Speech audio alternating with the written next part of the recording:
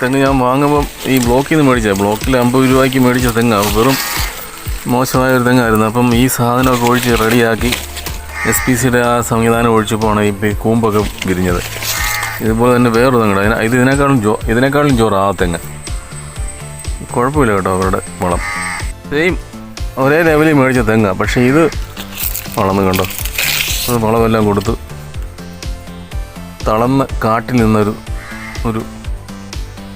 ശ്രദ്ധിക്കാതെ നിന്നിട്ടേ ഇപ്പം ഈ സംഗതി വന്നു കഴിഞ്ഞപ്പോഴാണ് എനിക്കിതിനെക്കുറിച്ചൊരു ധാരണയായത്. അപ്പോൾ അതുകൊണ്ട് കൂമ്പ് വിരിയുന്ന അടുത്ത കൂമ്പായത്, ഇതുകൊണ്ട് അടുത്ത കൂമ്പ് വിരിയുമോ, ശല്യമൊന്നുമില്ല